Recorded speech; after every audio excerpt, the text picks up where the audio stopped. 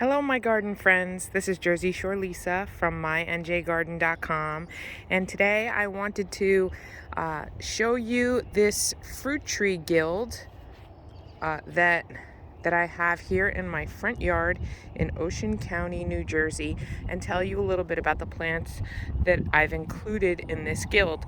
So because it's so close to my front street, I've actually included quite a few flowers and ornamentals for the curb appeal, but it is also a productive bed. So what we have here, this first tree here is an Asian pear. It's fairly young. It's only been in the ground. This is its second spring, and it did bloom this year, but the squirrels really loved chewing off all the pear buds, so there are just a few left that are blooming now.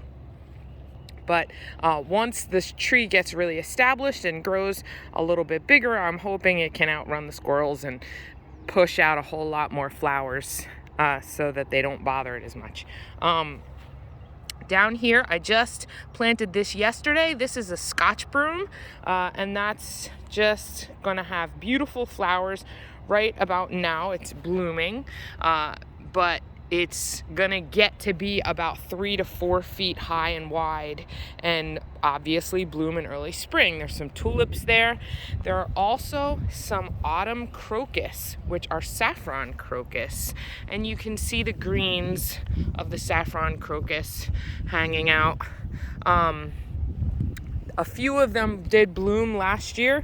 They were the second year they were in the ground, so we'll see. Hopefully I'll get some blooms this fall as well. I have some bugleweed there, and that just flowers so nicely.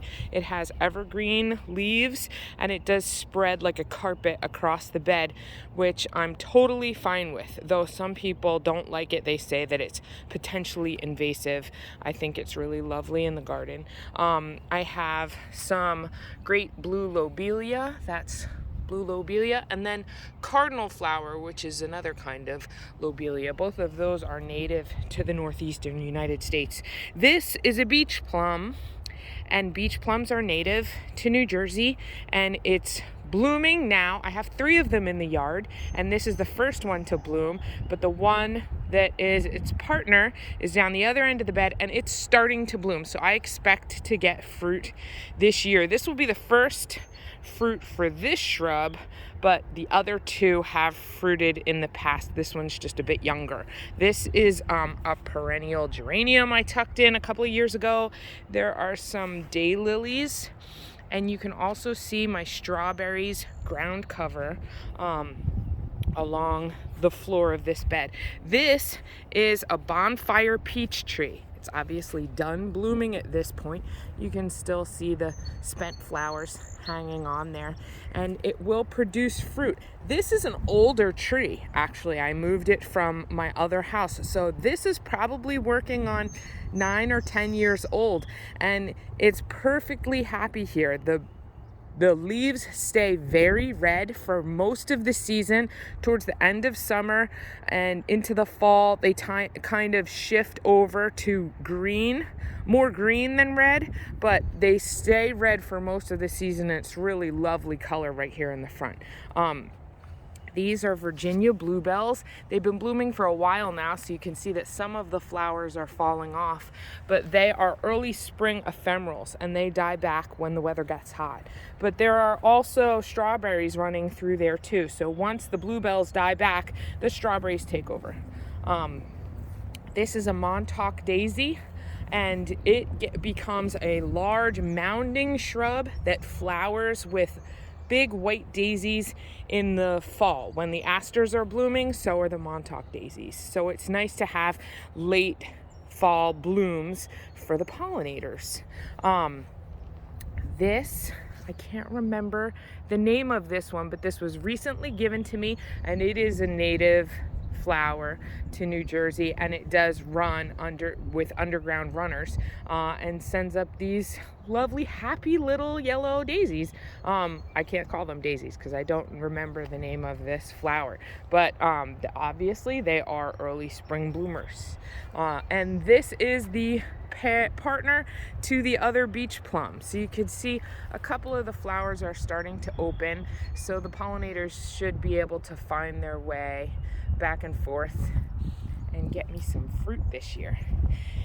So you can see that on this front yard, my front yard is pretty sloped, and this bed is terraced so that I don't lose all that nutrients by having it run off with rain. So what I did to fill in the terrace was I sheet mulched, and this was years ago. This was 5 years ago that I sheet mulched this bed, and it's been doing great. I add mulch and organic matter every year, but not too much, and I don't have very many problems with weeds, though the grass does kind of creep into the back of the bed. So I come through and I edge it every season. I haven't done that yet though. This is comfrey. It's a dynamic accumulator, has a very deep taproot, and I have very sandy soil here. So it's helpful because it mines nutrients from down low.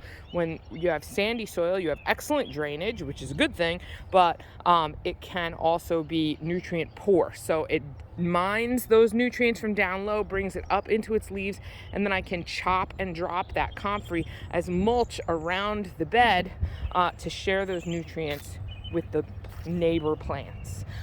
This is a garlic chive, and that will flower in the summer, and they're really beautiful little white flowers that come up at the top of the garlic chives, but you can cut them and use them in cooking just as you would other chives or spring onions, and they have a garlicky flavor. So this is the fruit tree guild in the very front of my food forest garden in Ocean County, New Jersey, which is growing zone 7A. It's chilly this morning, but it's April 26th, 2021, and the spring is getting off to a beautiful start. I hope you have a wonderful day. I hope you enjoyed the video. If you have any questions, please leave me a comment, like the video, and subscribe to the channel. Thanks so much for watching. Bye.